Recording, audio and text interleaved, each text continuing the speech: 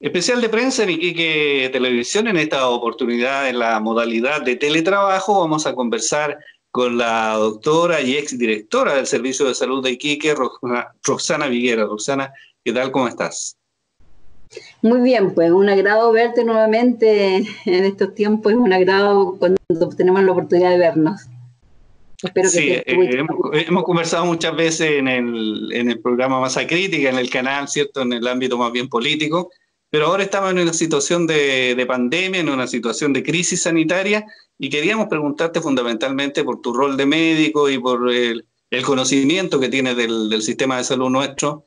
Lo primero que queríamos saber es un poco ¿qué tan grave es la situación? ¿Cómo la describirías tú en este minuto?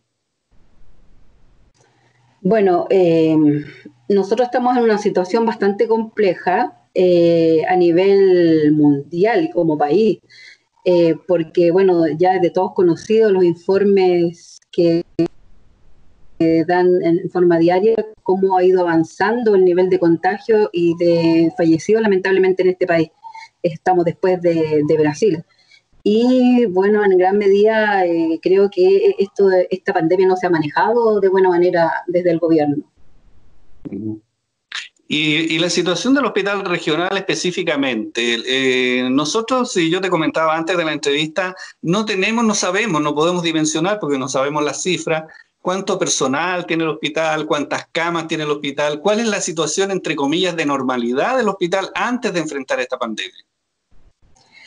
Bueno, este es un hospital que fue construido pensando en una población en Iquique de 100.000 habitantes y desde hace muchos años que se ha estado insistiendo desde todos los ámbitos en la necesidad de otro hospital, y es por eso que se inició hace mucho tiempo el proyecto y en la construcción del hospital de alto hospicio, que definitivamente desde el tiempo que yo estuve de directora de Servicio de Salud ya se empezó a hablar sobre el hospital y tenía que estar inaugurado y terminado en 2018.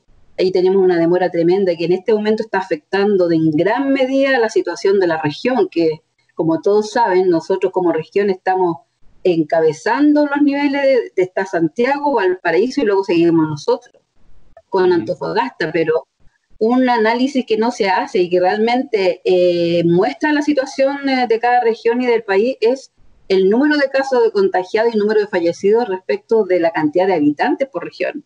Entonces, si nosotros analizamos respecto a la cantidad de habitantes, nosotros estamos, por ejemplo, comparado con Arica y Antofagasta, tenemos 3 veces a 4 veces más contagios que las ciudades vecinas, que las comunas, que las regiones vecinas, que Arica y Antofagasta.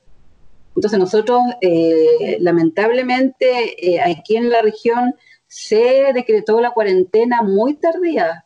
En Arica se decretó primero y ahí se logró controlar. Sin embargo, nosotros en la región no se siguió la misma conducta.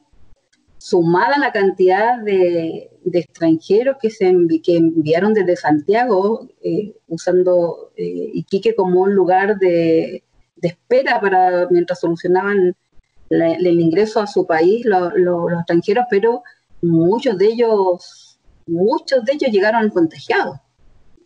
Entonces, Sí, en un principio, la región totalmente.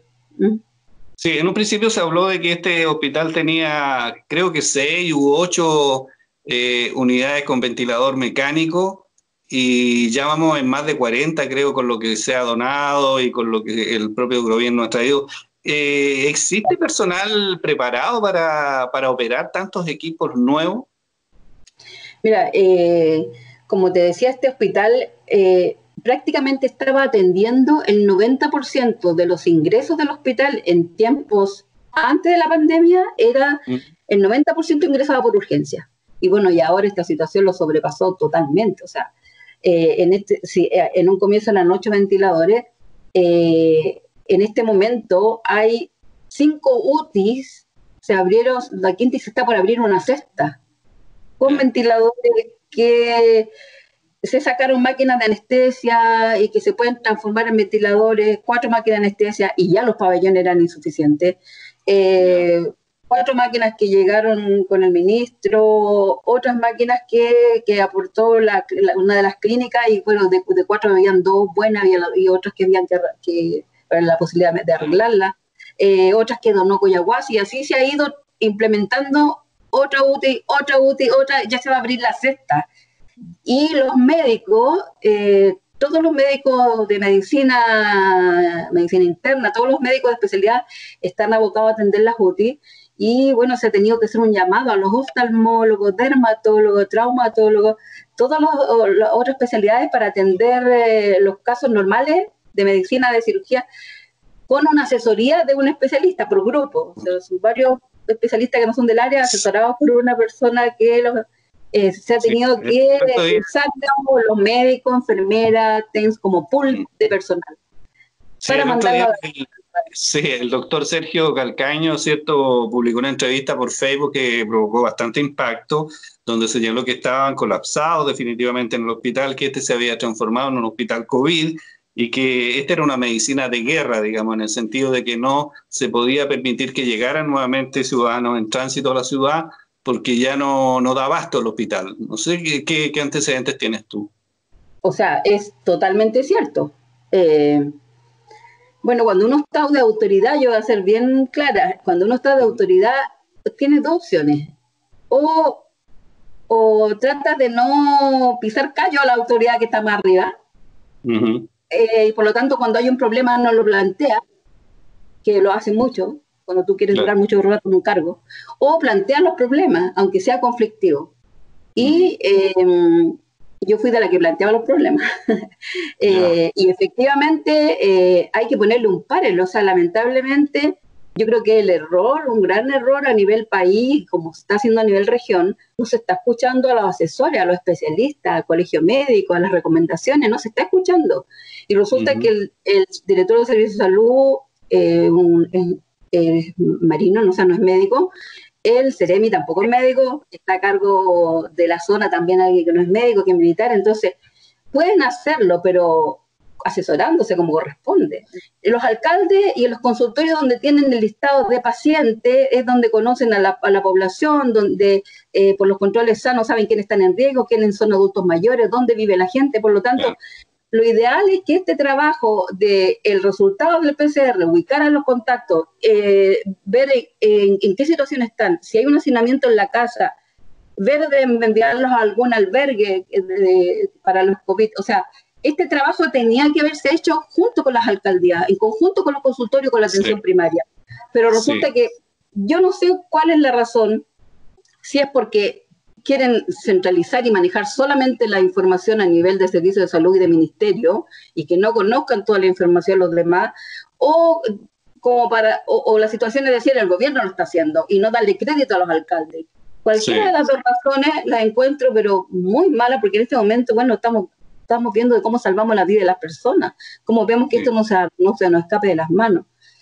¿Y cómo sientes tú que se tiene que tomar la situación en este minuto, cuando ya tenemos más de 2.500, ¿cierto?, contagiados en la región, tenemos ya bastantes personas fallecidas, el hospital prácticamente colapsado, y se va... Y esto se va ¿cierto? Se ha señalado que viene como 2 semanas después, o sea, la gente que se ha contagiado estos días, en 2 semanas más van a ser los cuadros más graves, los que van a requerir atención de urgencia. ¿Cómo sientes tú que debiera trabajarse en este minuto?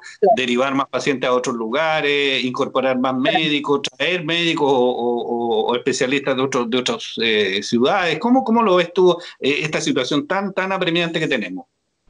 Mira, en este momento está muy descontrolada la situación. Estamos tarde aplicando las medidas, estamos tarde aplicando la cuarentena, estamos tarde aplicando ahora la restricción vehicular.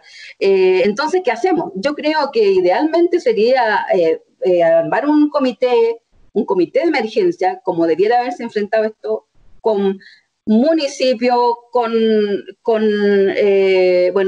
las Fuerzas Armadas, con especialistas a nivel de universidades, con jefes de carrera de universidades, con el colegio médico y con las fuerzas de voluntariado. Aquí hay una cantidad enorme de voluntariado que está sumamente capacitado, especialmente bomberos en el tema, se llama sistema de comando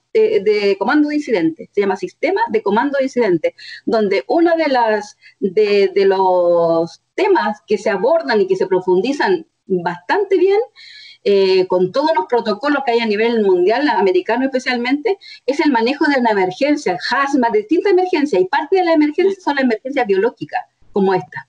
Hay gente que está preparada, entonces, y hay mucho voluntariado que se ha ofrecido, que quiere participar y no lo han considerado.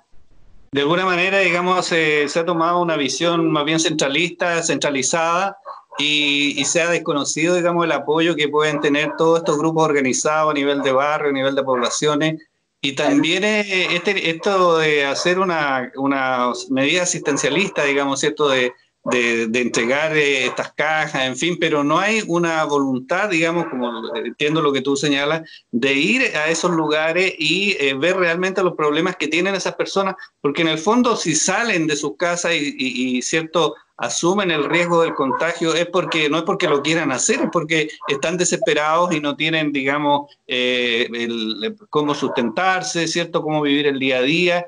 Y ahí están los problemas, digamos, sobre todo en los barrios más hacinados, donde hay más vulnerabilidad. Claro, es decir, o sea, se le echa la culpa a las personas, o sea, es su responsabilidad.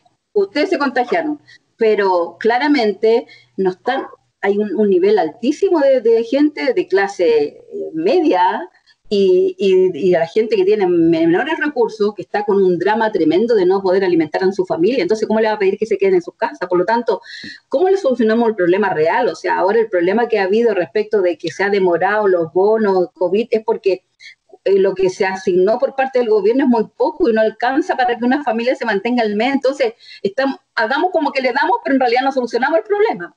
Entonces, tiene que ser un monto real, calculado de acuerdo a los miembros de la familia, tiene que ser un apoyo real.